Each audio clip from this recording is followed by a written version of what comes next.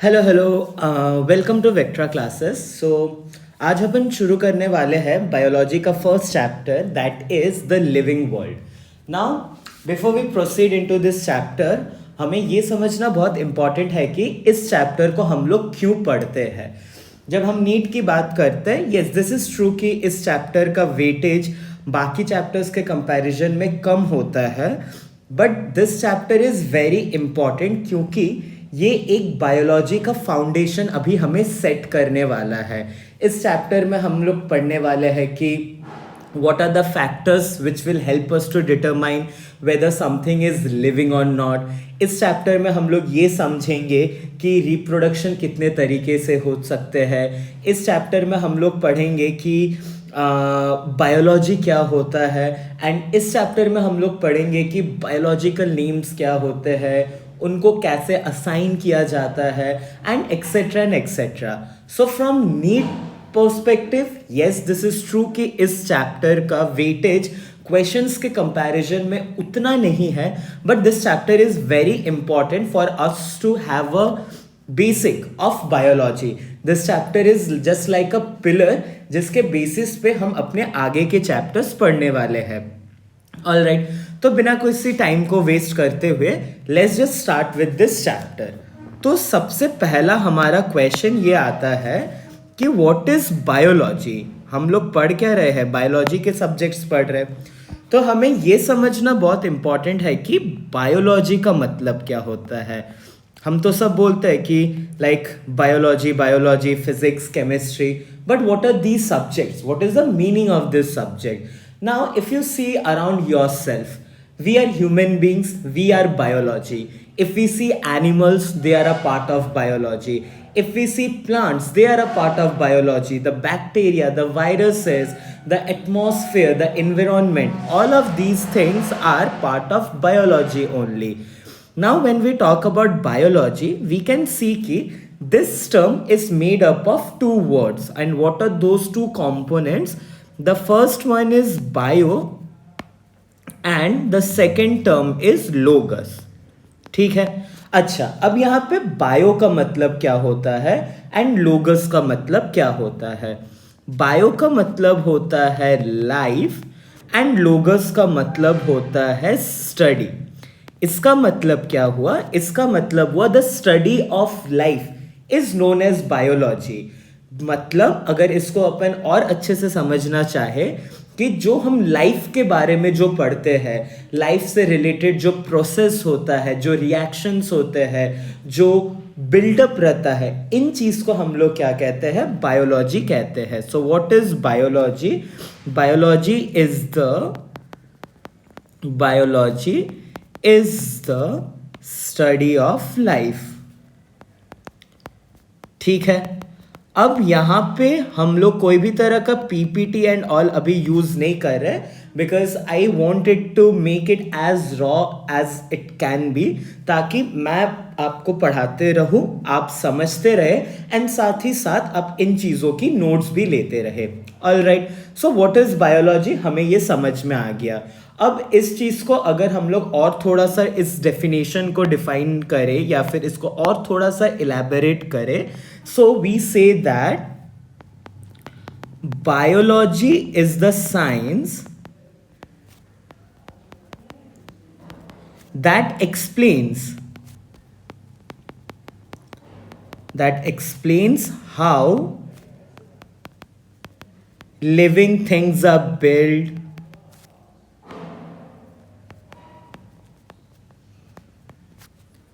that explains how living things are built, how they function,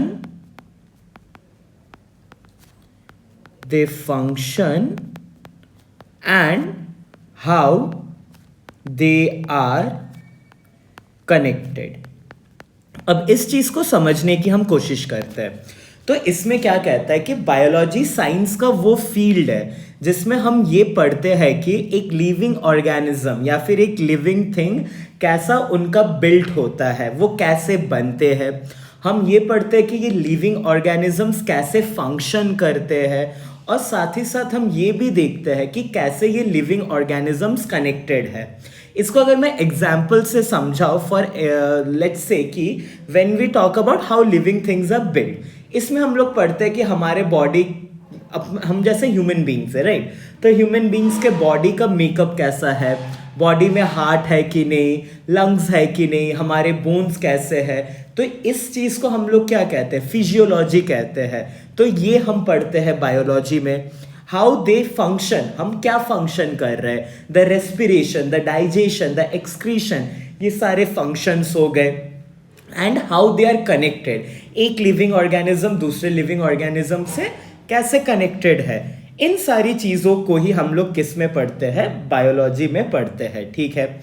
अब यहाँ पे एक चीज़ है जो हमें समझना बहुत इंपॉर्टेंट है, and this will help throughout every chapter, that is we know what is a cell, right. अगर हम बोले कि सेल क्या होता है, तो ये वाला डेफिनेशन हम लोग अपने जूनियर क्लासेस से पढ़ रहे हैं कि सेल्स आर द स्ट्रक्चरल,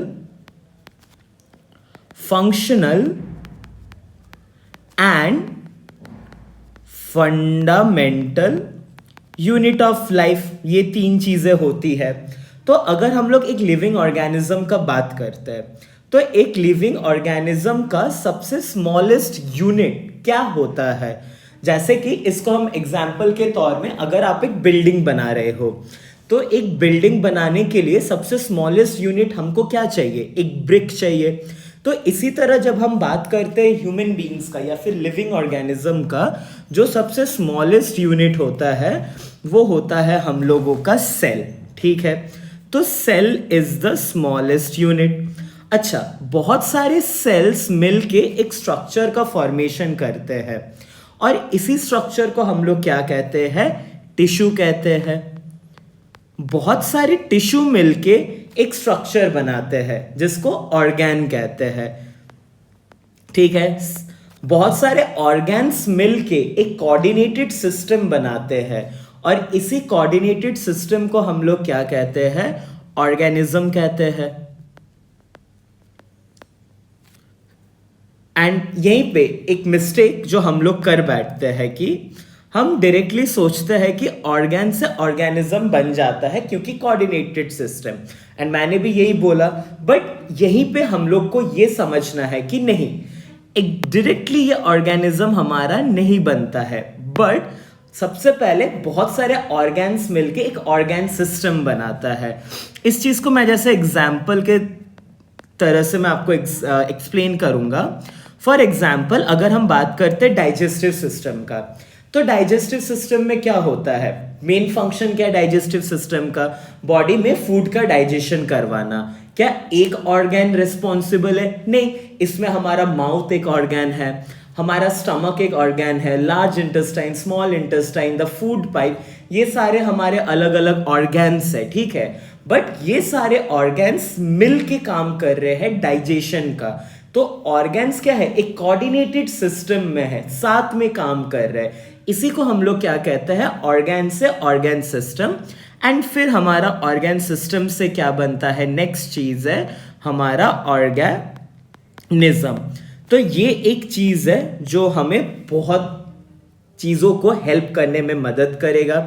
अब ज्यादा हमें घबराने की बात नहीं है, हम एक स्पेसिफिक चैप्टर पढ़ेंगे, that is structural organization in animals, जिसमें हम लोग टिश्यूज की बात करेंगे, हम लोग ऑर्गन्स की बात करेंगे, हम लोग फिजियोलॉजी में ऑर्गन सिस्टम की भी बात करेंगे, ठीक है। ओके, तो हमें बायोलॉजी समझ में आ गया क्या होता है, और हमें ये भी समझ में आ गया कि कैसे एक ह्यूमन ऑर्गेनिज्म का या फिर एनी लिविंग ऑर्गेनिज्म का सबसे स्मॉलेस्ट यूनिट क्या है, एंड कैसे कैसे चीजें बनती है, ठीक है। अच्छा, अब तो यहाँ पे हम लोग क्या बात कर रहे थे कि बायोलॉजी में हम लोग बहुत सारी चीजें पढ़ते हैं। तो अभी जो मैंने ये चीज यहाँ पे लाइक लिखा था, इसी को हम लोग क्या कहते हैं, this is related to the structure. तो जब हम बात करते कि in biology we study about the structure of an organism, we mean by this कि that we study about the cell, we study about the tissue, organ system and the organism. So ये एक domain हो गया biology का. Second domain क्या होता है, हम लोग बहुत सारे फंक्शंस की बात करते हैं. फंक्शंस जैसे कि हम डाइजेशन का बात करते हैं, हम रेस्पिरेशन का बात करते हैं, हम रेस्पिरेशन के साथ साथ एक्सक्रीशन की बात करते हैं, हम एक्सक्रीशन के साथ साथ लेट्स से इम्यूनिटी का बात करते हैं, या फिर फोटोसिंथेसिस. ठीक है, और भी बहुत सारी होती है, मैंने तो अभी बस कुछ एग्जाम्पल्स लिखे हैं. तो ये सारे क्या हो गए, ये सारे फंक्शंस हो गए. सो हम लोग बायोलॉजी में स्ट्रक्चर के बारे में बात करते हैं, हम लोग फंक्शंस के बारे में भी बात करते हैं. अच्छा, स्ट्रक्चर हो गया, फंक्शंस हो गया, और किसके बारे में बात करते हैं, हम लोग रिप्रोडक्शन के बारे में भी बात करते हैं. हम देखते हैं कि in biology how different organisms reproduce. We study about the genetic material that is DNA. We study about the other genetic material such as RNA. हम देखते हैं कि ये ह्यूमंस का इवोल्यूशन या फिर ऑर्गेनिजम्स का इवोल्यूशन कैसे हुआ, और इस चीज़ को हम किस में स्टडी करते हैं. This is considered under the bracket of continuity of life. Continuity of life का मतलब वो सारी स्टडीज जो इंपॉर्टेंट है लाइफ को कंटिन्यू करने के लिए, राइट. और क्या पढ़ते हैं हम बायोलॉजी में, और हम बायोलॉजी में पढ़ते हैं इंटरैक्शंस. इंटरैक्शंस मतलब ऑर्गेनिज्म का ऑर्गेनिज्म के साथ इंटरैक्शन, दैट इज इंटरैक्शन. जैसे कि यहाँ पे इसको ऐसे हम समझ सकते हैं, जैसे we are human beings, we are interacting with plants. हमें प्लांट्स से बहुत सारी चीजें मिलती है, like oxygen, that is kind of interaction. हम जो कार्बन डाइऑक्साइड प्रोड्यूस करते हैं, वो प्लांट उस कार्बन डाइऑक्साइड को इनहेल करता है, एंड वो क्या करता है, उस कार्बन डाइऑक्साइड को यूज करके फूड पार्टिकल्स का फॉर्मेशन करता है, जो हम फर्दर खुद के लिए भी यूज करते हैं. मतलब प्लांट्स हमें सपोर्ट कर रही है लाइफ में, हम प्लांट्स को सपोर्ट कर रहे हैं. तो ये क्या हो गया, this is an interaction between organism to organism. तो ये हो गया interaction between organism with organism. हम एनवायरनमेंट के साथ भी इंटरैक्ट करते हैं. जैसे कि आप लोग देखे होंगे, जब बहुत विंटर्स होती है, लिजार्ड्स आपको यूजुअली रूम के वॉल्स पे नहीं दिखते. क्यों नहीं दिखते, क्योंकि एक्सट्रीम विंटर वो एडजस्ट नहीं कर सकते. Their body can not adjust to those extreme colder climate, and वो छिप जाते हैं. तो वो एनवायरनमेंट के रिस्पेक्ट पे क्या हुआ, एक उनका बिहेवियरल चेंज आया. तो इंटरैक्शन क्या होता है, ऑर्गेनिजम्स के साथ इंटरैक्ट करते हैं, ऑर्गेनिजम्स एनवायरनमेंट के साथ भी क्या करते हैं, इंटरैक्ट करते हैं. ठीक है, एंड ये हो गया मेरा और एक डोमेन बायोलॉजी का, जिसको हम लोग क्या कहते हैं, इंटरैक्शन. ठीक है, तो अभी हम लोग ये समझ गए कि बायोलॉजी होता क्या है, बायोलॉजी में हम लोग क्या क्या पढ़ते हैं. ठीक है, अगर यहाँ तक चीज़ें क्लियर हो गई है, तो before I proceed into the further part of this chapter, let's just understand what we have studied till now. All right, so I'll just quickly summarize this in 2 minutes. First हमने पढ़ा what is biology. Biology का मतलब क्या होता है, the study of life is known as biology. अच्छा, यहाँ पे हमने देखा कि बायोलॉजी साइंस का वो फील्ड है जिसमें हम लोग एक ऑर्गेनिज्म के बिल्ड के बारे में बात कर रहे हैं, एक ऑर्गेनिजम्स के फंक्शन के बारे में बात कर रहे हैं, एंड एक ऑर्गेनिजम्स के इंटरैक्शन के बारे में बात कर रहे हैं. फिर हमने देखा कि क्या क्या डिफरेंट डोमेन्स है, सब अभी भी हम बायोलॉजी पे ही बात कर रहे हैं.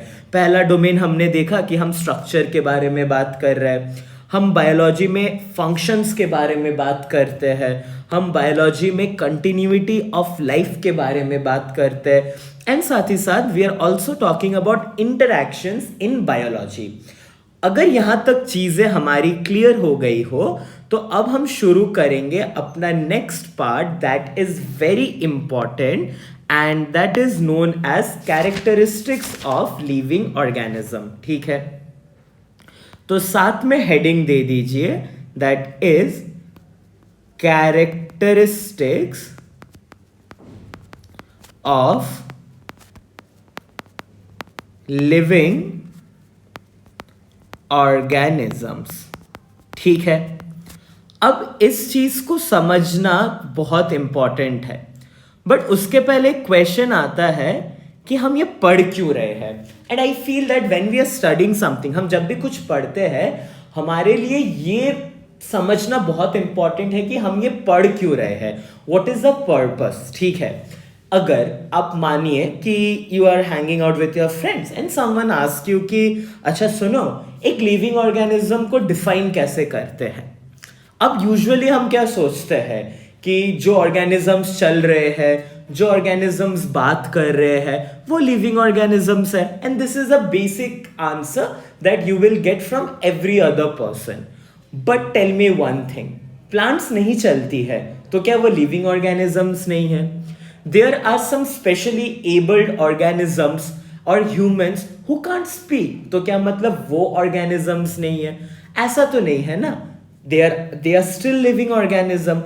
तो हमारे पास कुछ क्राइटेरियाज होनी चाहिए. फॉर एग्जाम्पल इसको समझते, जैसे हम एक कंप्यूटर खरीदने जा रहे हैं, तो मेरा एक पर्पस है कि मुझे एक कंप्यूटर चाहिए हाई लेवल वीडियो एडिटिंग के लिए. तो मेरे कुछ क्राइटेरियाज होंगे कि मेरा रैम 16 GB होना चाहिए, मेरा SSD 1 TB होना चाहिए, मेरा ग्राफिक्स कार्ड ये होना चाहिए, मदर डिस्क ये होना चाहिए, एक्सेट्रा एंड एक्सेट्रा.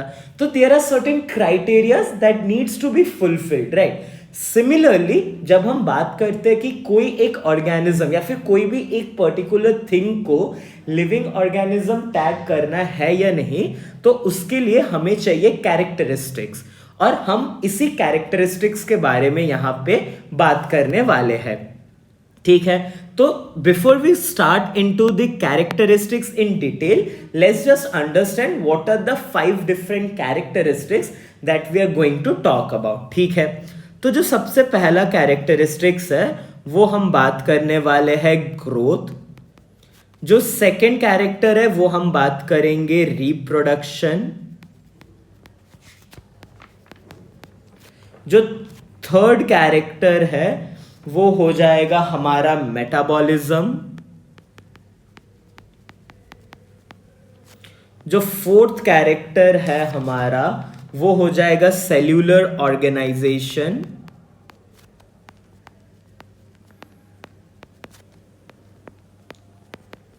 एंड जो हम फिफ्थ पॉइंट की या फिर फिफ्थ कैरेक्टर के बारे में बात करेंगे, दैट इज कॉन्शियसनेस. ठीक है,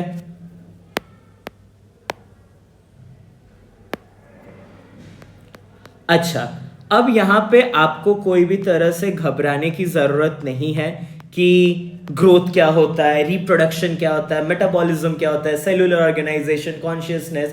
आई know these terms are very overwhelming as of now, but what we are going to do, this is just a rough skeleton of what we are going to study now. अब मैं एक एक करके हर एक characters को detail में हम लोग स्टडी करेंगे. ठीक है, तो हमारा सबसे पहला कैरेक्टर क्या है? हमारा सबसे पहला कैरेक्टर है दैट इज ग्रोथ. ठीक है, तो आप लोग भी टाइटल दे दीजिए कि the first character that we are going to study about is growth. ठीक है, अच्छा, अब समझते हैं कि ग्रोथ क्या है. I'll go with the basic level of definition. ठीक है, अच्छा, बचपन में हम सब ने कॉम्प्लेन, हॉर्लिक्स, बॉर्नविटा की एड्स देखी होंगी. एंड उन हर एड्स में एक टर्म यूज किया जाता था कि for better growth drink this, for better growth use this, etcetera and etcetera. इसका मतलब क्या है? यहाँ पे ग्रोथ टर्म यूज किया जाता था. बोलते थे कॉम्प्लेन पीने से हाइट बढ़ेगी, हॉर्लिक्स पीने से स्टैमिना बढ़ेगा, ग्रोथ होगा बॉडी का. तो ग्रोथ का जब हम बात करते हैं तो ग्रोथ को बेसिकली डिफाइन करने के लिए हमारे पास दो चीजें होती है. इसका मतलब क्या है? What do I want to say. ठीक है, बेसिकली हम जब बात करते हैं ग्रोथ हम बात करते हैं विद रिस्पेक्ट टू कि किसी एक ऑर्गेनिज्म की हाइट बढ़ रही है, तो हम बोलेंगे कि हाँ उसका ग्रोथ हो रहा है। अभी मैं टर्म ऑर्गेनिज्म भी यूज नहीं करूंगा। लेट्स से कोई एक एंटिटी है जिसका हाइट बढ़ रहा है, तो हम कहेंगे कि हाँ ग्रोथ हो रहा है। किसी एक एंटिटी का अगर वेट में इंक्रीज हो रहा है, तो हम कह सकते हैं कि हाँ ये भी तुम्हारा एक तरह का ग्रोथ है। अगर हम देखते कि उस एंटिटी में कोई भी तरह का रिपेयर हो रहा है खुद से, ये भी क्या हो गया, एक तरह का ग्रोथ हो गया। अब जब हम बात करते हैं ग्रोथ का, ठीक है, ये तो हमने बात किया कि किस रेस्पेक्ट में हम ये टर्म को यूज करते हैं, ठीक है। अब समझते हैं, जब हम लिविंग ऑर्गेनिजम्स को देखते हैं, जितने भी ऑर्गेनिजम्स है उनका लेंथ इंक्रीज होता है, हाँ या ना? हाँ। उनका वेट इंक्रीज होता है। जब हम छोटे थे हम 2-3 किलो के थे, जब हम न्यूबॉर्न थे, इन्फेंट थे। अभी हम लोग 60, 70, 80 किलोज के होते हैं, तो वेट में इंक्रीज हुआ। हमें जब कभी चोट लग जाती है, if there is a wound और a scar on a skin और ऑन अ टिश्यूज, वो खुद से रिपेयर हो जाता है। तो ये सारी चीजें किस में कंसिडर होती है? ये सारी चीजें हमारी कंसिडर होती है ग्रोथ में।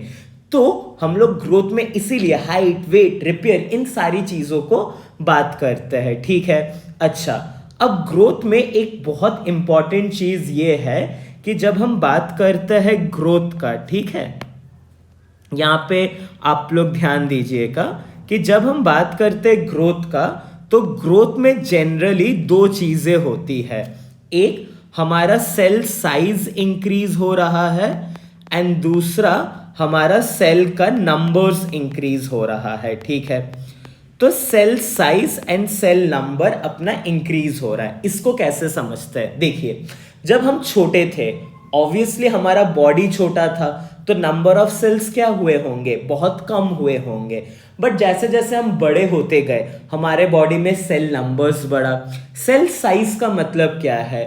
हमारा सेल डिवाइड करता है। इस चीज को अभी आप थोड़ा सा, हम लोग ज्यादा डीप में नहीं जाएंगे, हम लोग थोड़ा सा सुपरफिशियल रखेंगे कि लेट्स से हमारे पास एक सेल है इस तरह से, ठीक है।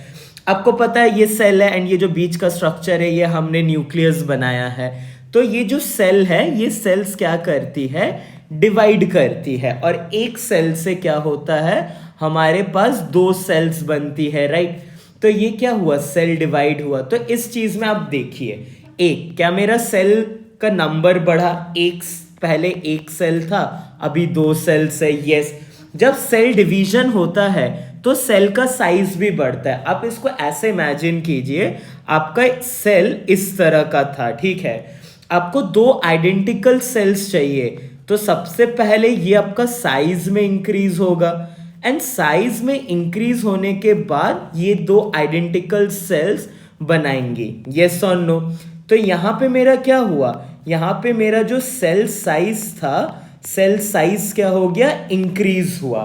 तो जब हम ग्रोथ की बात करते हैं, तो एक हम सेल साइज की बात करते हैं और एक हम सेल नंबर की बात करते हैं। एंड इसी चीज को हम लोग क्या कहते हैं, this is known as the twin feature of growth, and this is very very very important, ठीक है। इतना समझ में आया।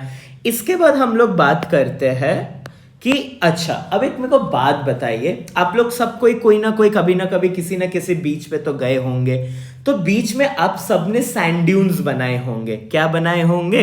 सैंड ड्यून्स बनाए होंगे, राइट। और ये सैंड ड्यून्स कैसी होती है? सैंड ड्यून्स कुछ इस तरह का स्ट्रक्चर होता है जो आप खुद से बना रहे हो। अच्छा, आप इस पे अगर एडिशनल सैंड डालते हो तो क्या इसका हाइट इंक्रीज होगा? यस, इसका हाइट और इंक्रीज होगा। तो क्या मैं बोल सकता हूं इस सैंड ड्यून्स में भी मेरा हाइट इंक्रीज कर रहा है? यस, सैंड ड्यून्स में भी हाइट इंक्रीज तो कर रहा है। तो क्या सैंड ड्यून्स में ग्रोथ हो रही है? यस, सैंड ड्यून्स में भी ग्रोथ हो रही है। इसीलिए हम लोग जो कहते हैं कि जो अपना ग्रोथ है वो दो टाइप का होता है। क्या? एक होता है इंट्रिंसिक ग्रोथ और एक होता है एक्सट्रिंसिक ग्रोथ। अब अपन समझते हैं कि ये दो टर्म्स क्या है, इंट्रिंसिक एंड एक्सट्रिंसिक ग्रोथ। ठीक है, इंट्रिंसिक ग्रोथ का मतलब होता है इंटरनल ग्रोथ। इंटरनल ग्रोथ मतलब जब भी ग्रोथ एंटिटी के अंदर से होता है, जैसे कि ह्यूमन बींग्स हम लोग अंदर से ग्रो कर रहे हैं, that is known as internal growth. But extrinsic growth क्या है? एक्सट्रिंसिक ग्रोथ होता है हमारा एक्सटर्नल ग्रोथ, जो ग्रोथ बाहर से हो रहा है। इसको और कैसे समझे डिटेल में? इसको समझने के लिए इंटरनल ग्रोथ मतलब क्या है? The growth that takes place from inside. ठीक है, जो ग्रोथ अंदर से हो रहा है उसको इंटरनल ग्रोथ कहते हैं। एक्सटर्नल ग्रोथ, सैंड ड्यून्स में क्या हुआ था? सब्सटेंसेस का डिपोजिशन हुआ था आउटर सरफेस में, जिसके वजह से ग्रोथ हुई थी। यहां पे क्या हुआ? मेरा सैंड का डिपोजिशन हुआ, right? This is what? This is deposition of the sand. तो हम लोग क्या कहते हैं? When deposition of substance takes place on outer surface, उसको हम लोग क्या कहते हैं? एक्सटर्नल ग्रोथ कहते हैं। तो एक्सटर्नल ग्रोथ कहां कहां दिखेगा? माउंटेन्स में एक्सटर्नल ग्रोथ होता है, जैसे हम बोलते हैं माउंट एवरेस्ट का हाइट बढ़ रहा है, मान लेते हैं कि उसमें स्नोफॉल हो गया, तो जो हमारा पहाड़ है, जो माउंटेन है, उसकी हाइट इंक्रीज हो जाएगी। माउंटेन्स में एक्सट्रिंसिक ग्रोथ है, हिल्स में एक्सट्रिंसिक ग्रोथ दिखता है। अब सैंड ड्यून्स में भी एक्सट्रिंसिक ग्रोथ दिख रहा है। अब यहां पे एक चीज हमें बहुत इंपॉर्टेंट समझनी है कि क्या हम लोग ग्रोथ को डिफाइनिंग फीचर बोल सकते हैं कि नहीं। अब मैंने एक टर्म यूज किया, the term is defining feature. ठीक है, अब ये डिफाइनिंग फीचर क्या होता है?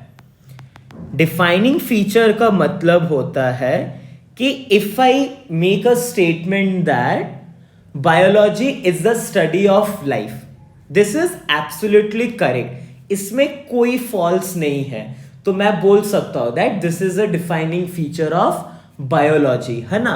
डिफाइनिंग फीचर का मतलब होता है कि एक ऐसा क्राइटेरिया जो हर केस में मेरा क्या हो, एप्लीकेबल हो। फॉर एग्जाम्पल, जो हमने कंप्यूटर वाला एग्जाम्पल लिया था कि मुझे अगर बहुत हाई लेवल वीडियो एडिटिंग करनी है, तो क्या मैं 2 GB रैम यूज करूंगा? मैं यूज नहीं कर सकता, that is not possible at all. But अगर मैं बोलता मेरे पास 128 GB का रैम है, तो मेरी एडिटिंग आराम से होगी। तो क्या मैं बोल सकता that 128 GB RAM is a defining feature for high level video editing? Yes, that 128 GB RAM is a very high level of structure that can be called as a defining feature for the video editing purpose. तो defining feature क्या होता है हमें समझ में आ गया। अब यहाँ पे हमारा क्वेश्चन है कि क्या हम ग्रोथ को डिफाइनिंग फीचर बोल सकते हैं लिविंग ऑर्गेनिजम्स का? क्या होगा आंसर? आप लोग सोचिए, तब तक मैं ये टाइटल लिख लेता हूं। 3, 2, 1, व्हाट इज योर आंसर? अगर आपको लगता है कि हाँ, कि हर ऑर्गेनिज्म में ग्रोथ होता है, दैट इज ट्रू कि हाँ ओके, हर ऑर्गेनिजम्स में हमें ग्रोथ देखने को मिल रहा है। बट यहाँ पे क्वेश्चन है कि नॉन लिविंग थिंग्स में क्या नहीं होता है ग्रोथ? नॉन लिविंग थिंग्स में भी ग्रोथ होता है। So that is why we say that growth is not a defining feature of living organism. जब हम बात करते हैं ग्रोथ का, growth is not a defining feature, okay, it is a important feature. क्या हम बोल सकते हैं कि जो हमारा ग्रोथ है, growth is an important feature. Growth is an important feature of all living organisms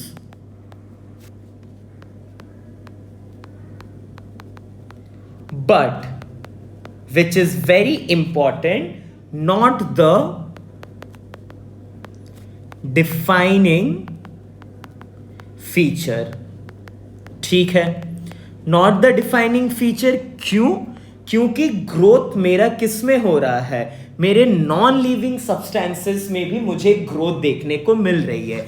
अगर ग्रोथ सिर्फ और सिर्फ लिविंग ऑर्गेनिजम्स में होती तो हम बोलते कि yes growth is a defining feature, but growth हमें नॉन लिविंग सब्सटेंसेस में भी देखने को मिल रही है, लिविंग सब्सटेंस में भी देखने को मिल रही है।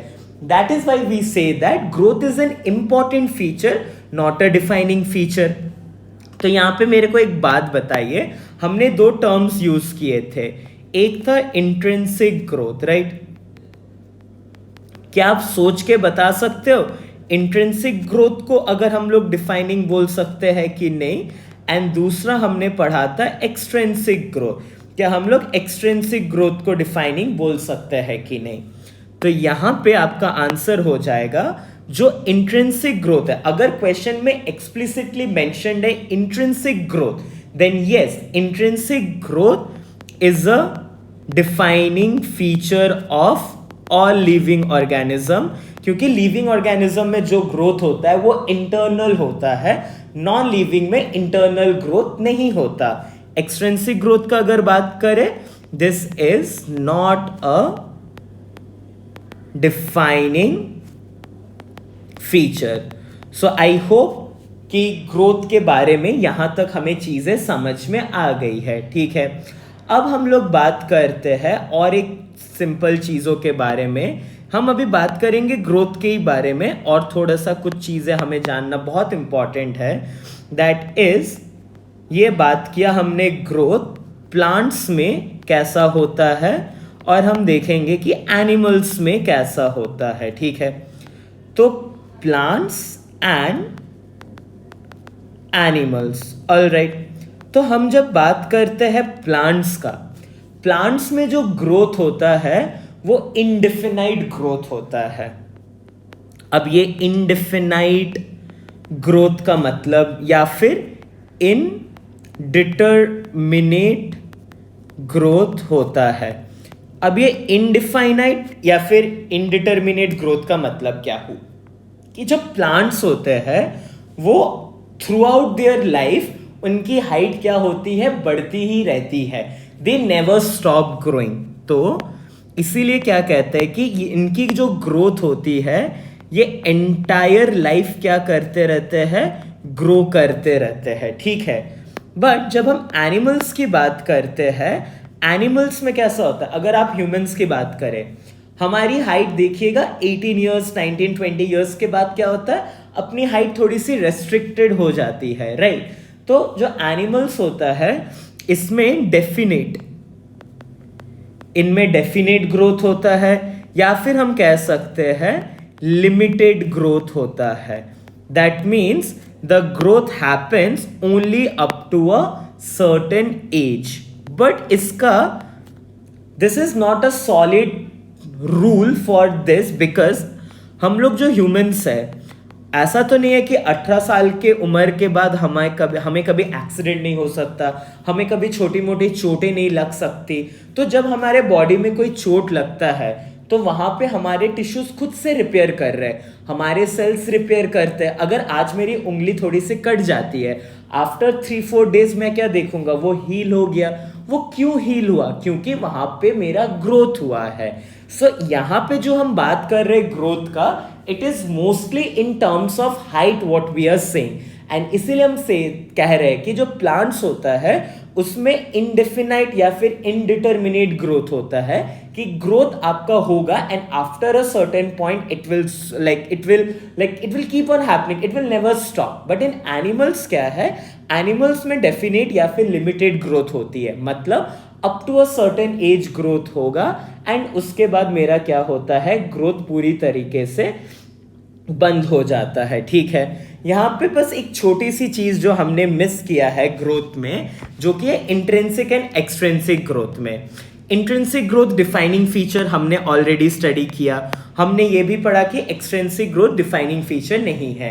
इंट्रिंसिक ग्रोथ क्या होता है, इंटरनली होता है। अब एक बात बताइए मेरे को, आप जब 10 साल के थे, let's say your height was 4 feet, आप जब 20 साल के हुए आपका हाइट हो गया 6 फीट, क्या आप वापस 4 फीट के हाइट में कभी वापस आ सकते हो?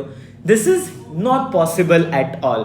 तो जो ग्रोथ अंदर से होती है, मतलब जो इंट्रिंसिक ग्रोथ होती है, ये मेरा यूनिडायरेक्शनल है। यूनिडायरेक्शनल मतलब ये कभी भी रिवर्स नहीं हो सकता। ये एक बार हाइट बढ़ गई तो बढ़ गई, यूनिडायरेक्शनल एंड इरिवर्सिबल होती है, ठीक है। बट जब हम बात करते हैं एक्सट्रिंसिक ग्रोथ की, अब मान लीजिए एक पहाड़ था, उस पहाड़ पे बर्फ गिरा तो पहाड़ का हाइट लेट से 5 सेंटीमीटर बढ़ गया। किसी बहुत दिनों बाद बहुत ज्यादा धूप निकली एंड वो बर्फ मेल्ट हो गया एंड वापस से मेरा रॉकी स्ट्रक्चर आ गया, तो क्या मैं बोल सकता हूँ वापस से पहाड़ का 5 सेंटीमीटर हाइट घट गया, राइट। तो इसका मतलब क्या है कि जो ग्रोथ एक्सट्रिंसिक होती है, जो डिपोजिशन के वजह से एक्सटर्नल सरफेस में जो ग्रोथ होती है, वो यूनिडायरेक्शनल नहीं है, रैदर कैसा है, वो बाई डायरेक्शनल होता है। And when we are saying that ये बाई डायरेक्शनल होता है, इसका मतलब क्या है, ये रिवर्सिबल होता है। ये अगर हाइट में बढ़ रहा है, ये हाइट में घट भी सकता है। बट जो ग्रोथ इनसाइड से होती है, इसमें मेरा हाइट कभी भी एक बार बढ़ गया तो बढ़ गया, वो यूनिडायरेक्शनल एंड इरिवर्सिबल रहेगा। तो आज के क्लास के लिए हम लोग सिर्फ कहां तक कंप्लीट किए हैं, we have completed till growth. In next class, we are going to cover reproduction, metabolism, cellular organization and consciousness. तो क्या क्या हमने ग्रोथ में पढ़ा, एक बार क्विक रिकैप ले लेते हैं कि जो ग्रोथ होता है, it is with respect to height, it is with respect to weight and it is with respect to the repair of the body tissues. Growth के दो ट्विन फीचर्स थे क्या, एक था हमारा सेल साइज एंड दूसरा था हमारा सेल नंबर।